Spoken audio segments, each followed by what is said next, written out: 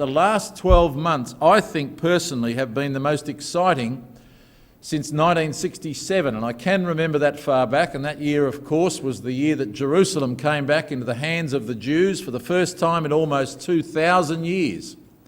A year in which many people were baptised, in which the ecclesia was absolutely alive with the hope of the return of our Lord.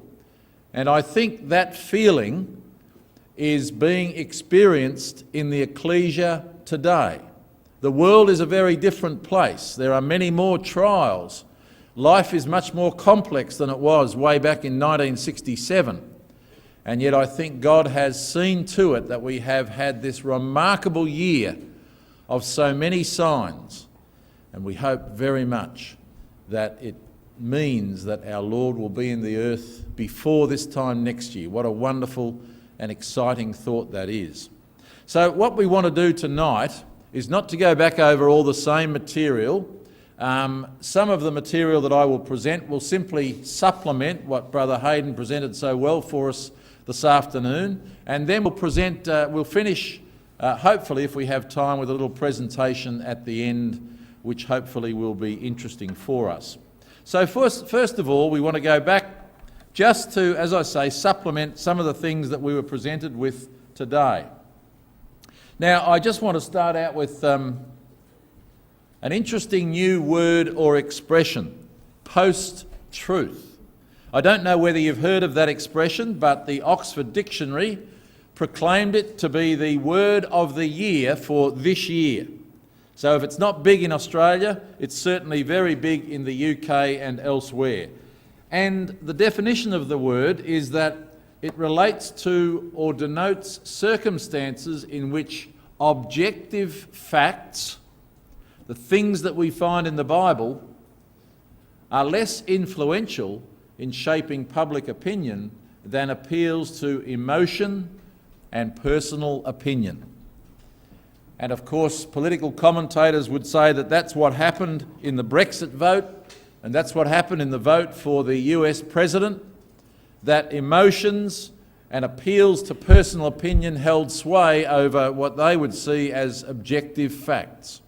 Well, whether that's the case or not in those instances, it certainly is holding sway over people's approach to God. And we know that humanism and post-humanism mean that people are now elevating their own opinions to a much higher position than what they read in the Bible. So we've got to be on the lookout for that. That's one of the signs of the times. Now, did that just come up? I better keep an eye on the screen. Relating to or denoting circumstances in which objective facts are less influential in shaping public opinion than appeals to emotion and personal opinion. That's what post-truth is. Has anyone heard of it? Hands up if you've heard of that word. Yeah, quite a few. Quite a few of you read the Oxford Dictionary, and that's good. Now, I want to spend a little time having a look at the prophets, and in particular Ezekiel 38. We don't need to put up a map, because Brother Hayden this afternoon put up an excellent map showing for us the areas that are covered in this chapter. But I do want us to just remind ourselves of how remarkable this prophecy is. And I have taken the liberty of paraphrasing what the prophet says and updating it according to the terms that we know that he was referring to. And so what Ezekiel really said, was inspired to say by God, was this. This is what God said to him. Ezekiel, right now, about a powerful ruler, allied with Central Europe, the president of Russia, of Moscow and Siberia, write what he will do. I will create circumstances that will cause him to invade other countries with his very powerful army. Iran, Sudan and Ethiopia and Libya will be his allies. He will arm them well also. Much of the EU will support him. Turkey and other nations north of Israel will be allied with him. Russia and its allies will invade the land of the south, recently resettled by the Jews who have been persecuted through history, the land of Israel. It's remarkable. This is 2,500 years old. This invasion will come at a time when the Israelis feel secure in their land, confident in their own armed forces and in the strength of their allies. The key motivation for this invasion will be Israel's wealth. I recently had the privilege of being in Israel for a few weeks, and almost everywhere you go on the T-shirt stands, you see T-shirts that are printed saying, "Don't worry USA, Israel's got your back." They are very confident of the strength of their armed forces. They are a very powerful nation. Yemen and Saudi Arabia, Britain and the USA and their allies will protest at first to oppose this invasion. That, in essence, is what Ezekiel wrote in chapter 38, 2,500 years ago. And it's exactly what's happening in the world. Now, I had a look recently at something that Hayden covered to an extent, but this is a little bit different. So I had a look at the background of the way in which Russia thinks strategically. And I found some very interesting information about that. Now, this information really goes right back to Peter the Great. Now, I can remember that back that far, but not many here can. Now, Peter the Great was hundreds of years ago, one of the great Tsars of Russia. But this has been at the core of Russia's strategic thinking ever since, and it still is. It explains the way that Putin thinks, the maps that he looks at, and why it is that he's doing what he's doing, and why it is that Ezekiel 38 is so accurate.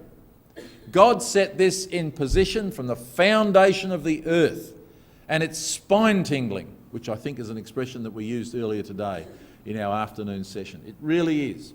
One of the keys to understanding Russia's strategy is to look at its position relative to the rest of Europe. And what you find when you look carefully at the map, as you probably already know, is that Russia is basically a landlocked power. Now, it sounds strange. They've got a huge coastline.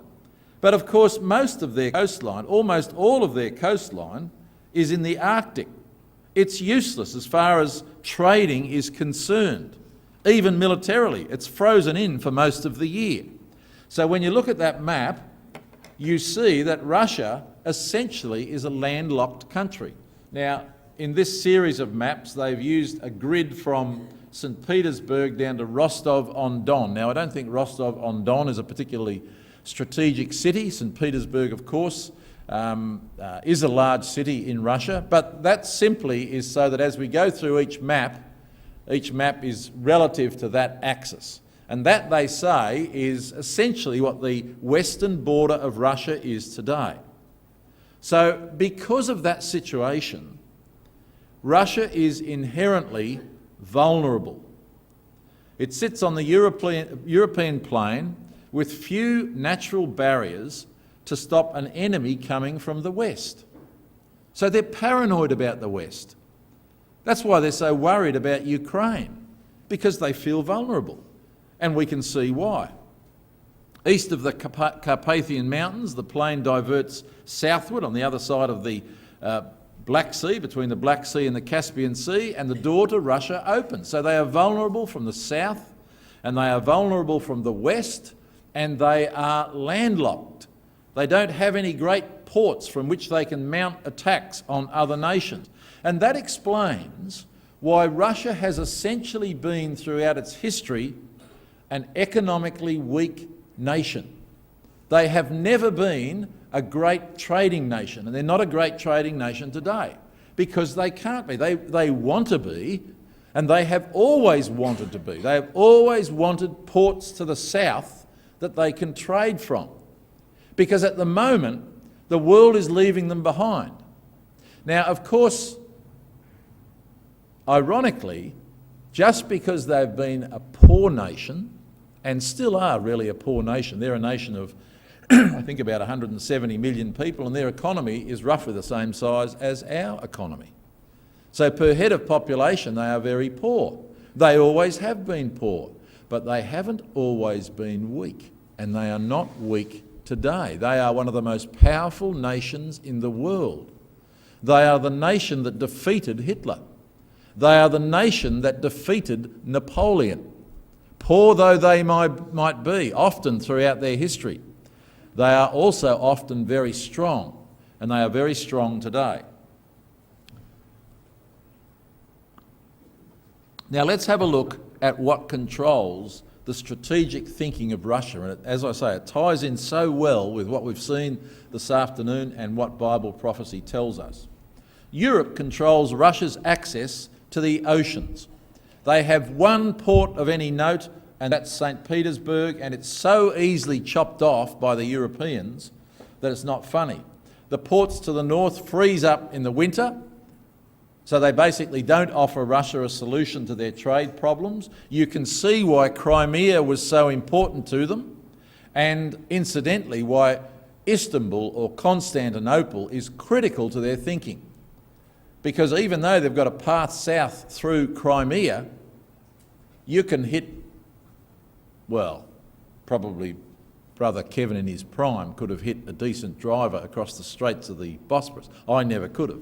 But really, those of you who have been there, it's two decent drop punt kicks from an Australian rules player and you're over the other side. It's a very narrow opening. And Russia is constricted by that situation. That's why Istanbul is so important in their thinking. In fact, I had a look at the Lloyd's Register of Shipping, and they list there the top 100 container ports in the world, the top 100. Can anyone guess what the top one is? No, not Istanbul. Shanghai. Shanghai's number one. 7 of the top 10 are in China. Russia's got one port in the top 100, and that's St. Petersburg at number 67. Even Melbourne is at number 60. Sydney's down there at number 72. But Russia, one port only in the world's 100 busiest container ports, at a time when trade is so important for wealth, when things increasingly are made in one area of the world and they are transported across the ocean to the other area of the world, and energy comes from one part of the world and is transported across the ocean to other parts of the world. Russia, of course, is keener on building pipelines because it doesn't have ports and it doesn't want to be landlocked. Now look at the effect that that has on Russia. Most of Russia's population, and you can see that red line is the same axis between St. Petersburg and Rostov-on-Don, just for relativity. Most of Russia's population live in the west. It's a huge country, but they're all packed in the landlocked west of that country. Most of their agricultural output is produced in the west, as you can see by that map, but it's landlocked. Most of Russia's railroads are in the west. Most of their transport infrastructure is in the west. The country really is, apart from the very important reserves of energy, gas and oil, but as far as trade, manufacturing, population, transport, food, agriculture, it is all locked up in the west, which is locked up by land. And Russia is now in a situation, as we said, where it is again feeling landlocked. Now, you look at the history of Russia. The Russian Empire up until 1914, or in 1914, looked like that. They'd made some progress out the west. They're always trying to make progress out to the west or down south. They lost that, of course, initially after the Russian Revolution, but after the Second World War and during the Cold War, as we considered today, they got it and more back, and they were really making some progress on freeing themselves of being landlocked. And no doubt they saw that we can be wealthy. At last we can be a wealthy nation as well as a powerful nation. But of course, in 1989, all that crumbled. And once again, that's where Russia find themselves, landlocked, pushed back to that line. It's number 67 of the top 100 container ports. A poor nation, powerful but poor. They depend almost totally on energy and military for all of their income. all of their wealth.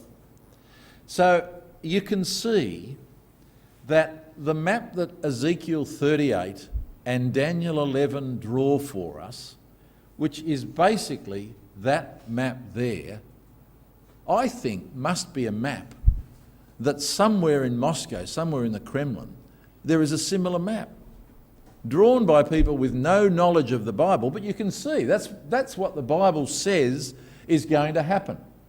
Russia is going to take Istanbul, either through alliance or conquest, it doesn't really matter. Syria is going to be the new ally of Russia. Do you reckon it's an even partnership? You reckon it's going to be an even partnership between Putin and Assad? I don't think so. Whether by alliance or conquest, it doesn't matter. They will take Istanbul. They want to take Istanbul, and you can see why. It opens up the world to them. As I say, you almost think there must be a map like that sitting somewhere in the Kremlin that says, we want to become allied with the European peninsula. If it's not by conquest, then it can be by alliance, and we'll use the church to do that. A very handy mechanism to do that. We'll get the Orthodox Church back with the Catholics and we'll weld our two areas together.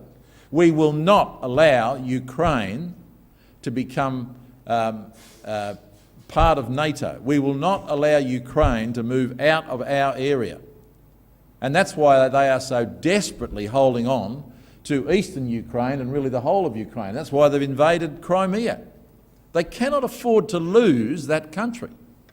Others, like Georgia, further east, of course, have been ruthlessly squashed when they have tried to move outside of the sphere of Russian influence.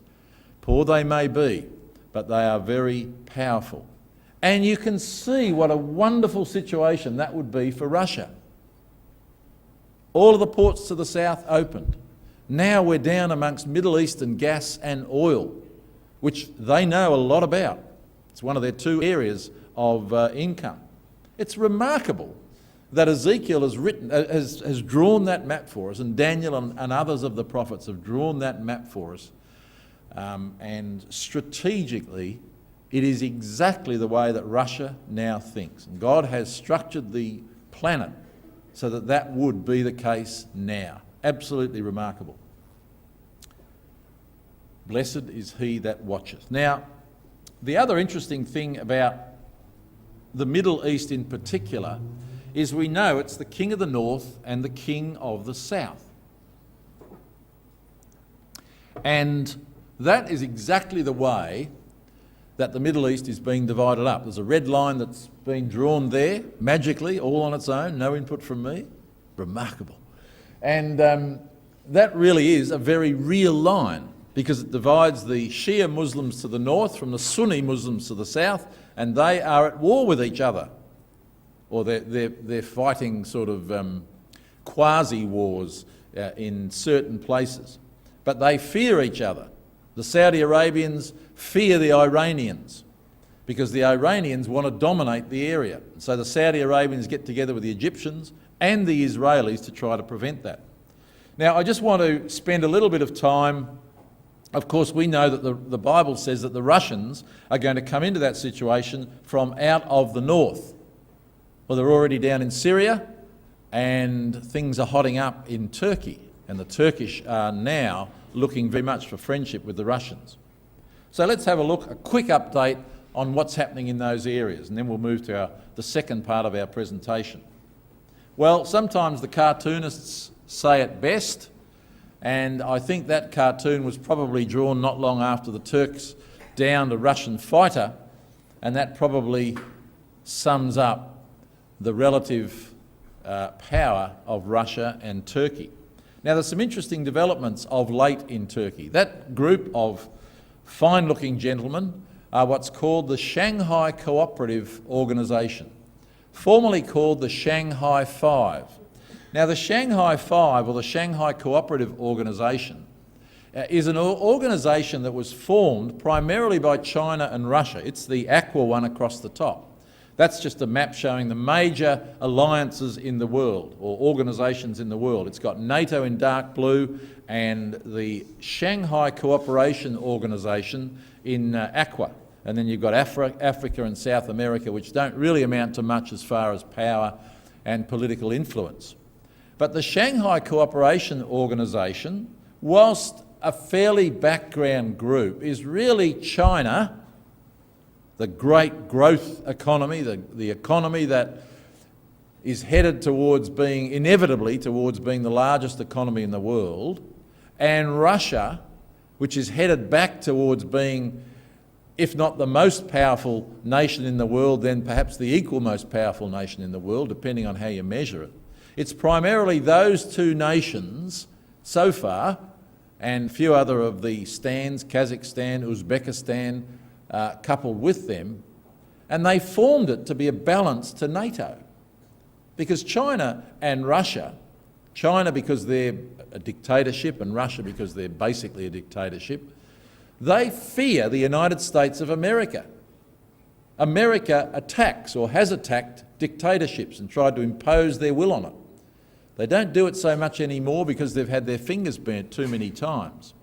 But that's what that organisation was formed for, and lo and behold, in recent weeks, Mr Erdogan, the Prime Minister of Turkey, is now talking about joining the Shanghai Cooperation Organisation. Now, he's talked about it before, but now he's upping the rhetoric a little. For example, I have said, why shouldn't Turkey be in the Shanghai Five?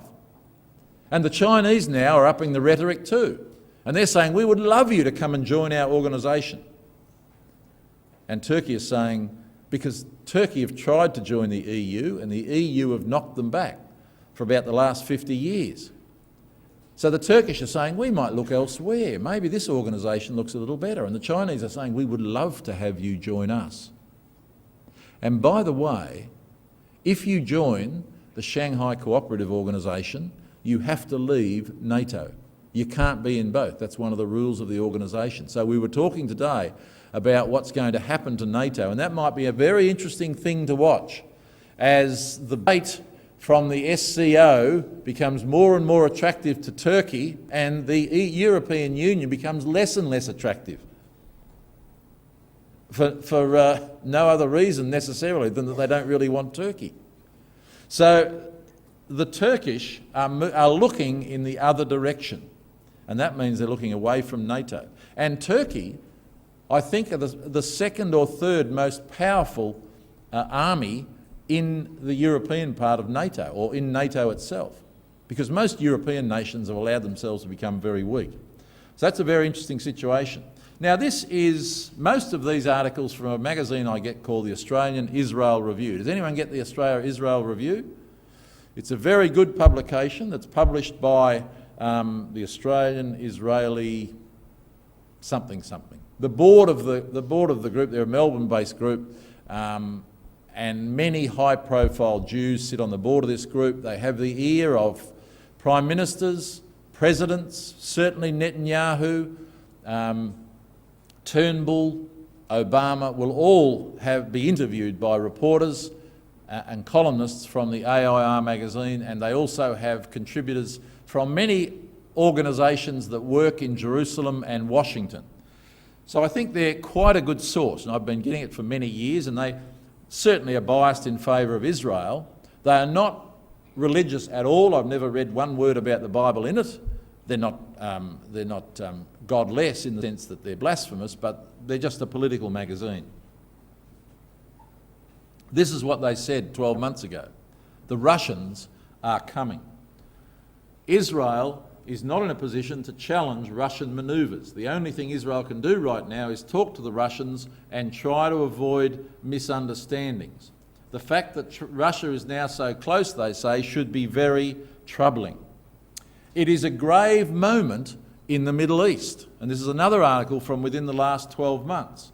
Putin is building an axis, Iran, Iraq, Syria and Hezbollah. Exactly what we would expect from Bible prophecy. From Ezekiel chapter 38, Persia, part of that confederation.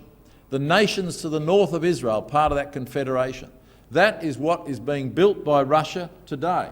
And so they say in that article, you have Russia in the north.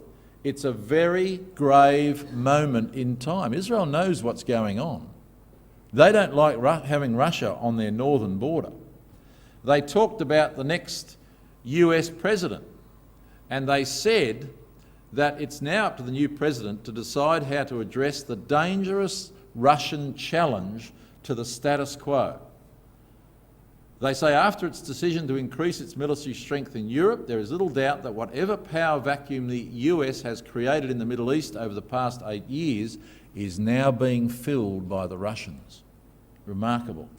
Of course, President-elect Trump has appointed the former CEO of ExxonMobil to be his Secretary of State, Rex Tillerson.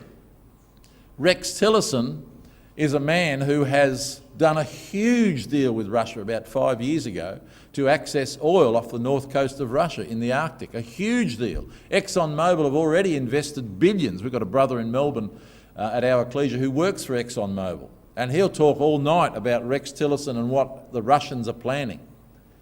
The Russians are very cunning. What it really means to be a friend of Putin. Putin may act as a friend and pin state medals on your breast, but he is ultimately a cynic. He sounds very much like the ruler described in Daniel chapter 8. And here's another one. This is how the Israelis see it. The end of the Arab-Israeli conflict. This is part of Israel dwelling confidently. They go into great detail about how closely now, behind the scenes, but how closely Egypt, Israel and Saudi Arabia are cooperating together to try to face the challenge of what's happening in the northern part of the Middle East, that axis that Russia is putting together.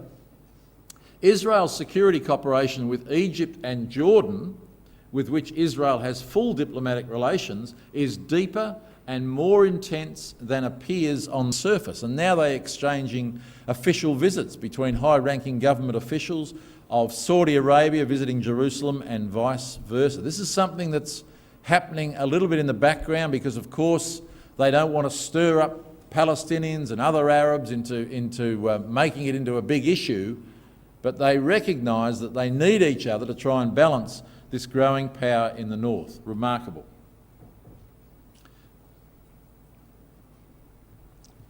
Now, to finish this section off, I want to read through Daniel 11, paraphrasing what we have read together tonight, because this is the other half of Ezekiel 38.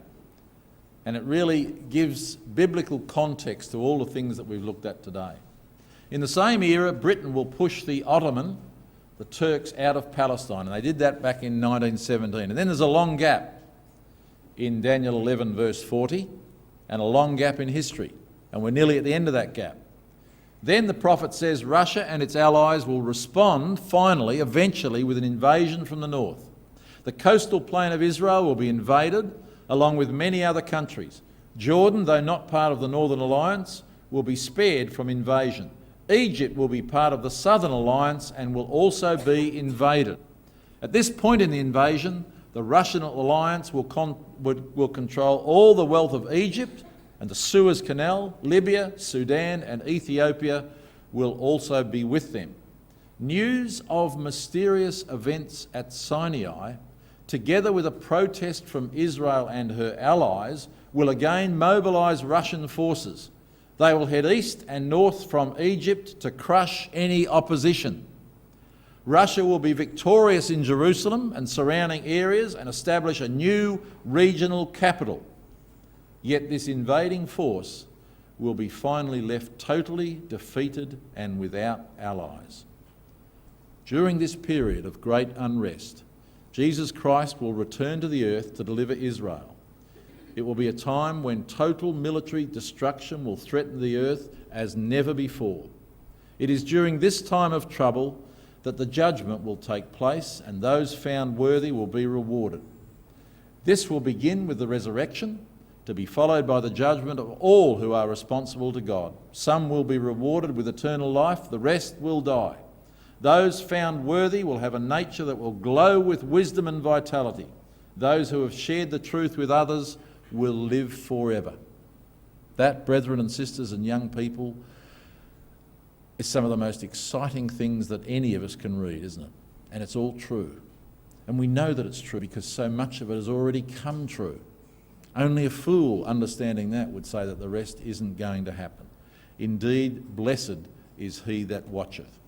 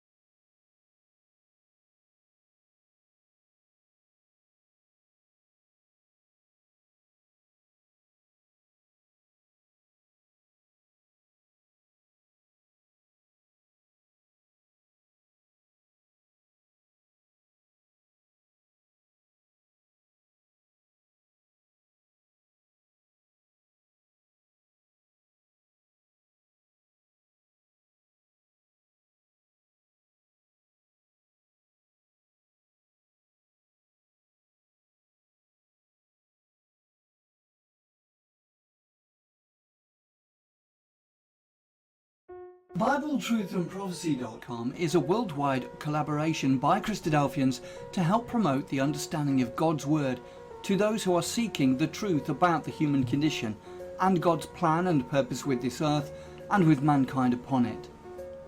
Bible Truth and Prophecy is part of a wider set of online resources provided by Christadelphianvideo.org for establishing just how far removed the true Christian teaching of the first century apostles is from that taught by mainstream Christendom today.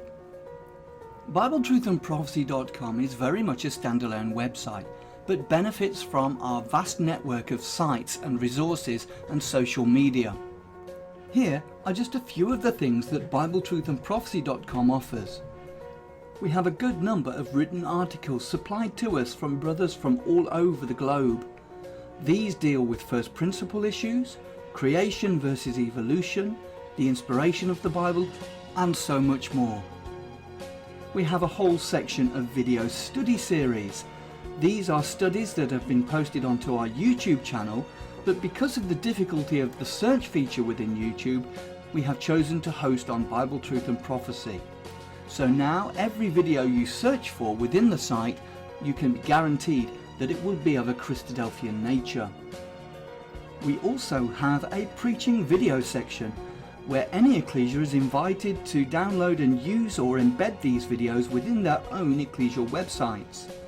We also have an exhortation service where we produce 2 or 3 exhortations per week, which we then circulate to brethren and sisters in isolation. We also have an ever-growing list of approved Christadelphian sites. We also have a page of live news feeds, so you can keep up to date with all the breaking news as it happens.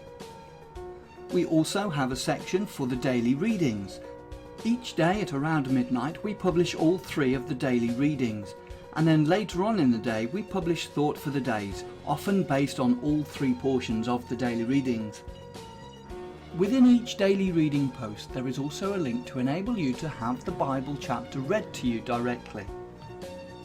We also feature Bible in the News videos, videos which we have produced from the Bible in the News website. We also feature Brother Don Pierce's milestone snippets, which come out approximately 3 times a week.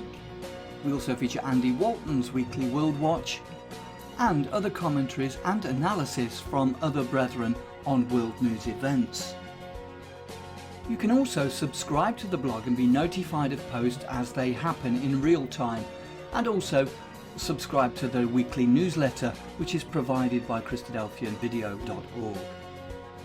Every page and post on the site has the facility to be able to leave a comment or make an observation, so please take advantage of this and let us know what you think of the site.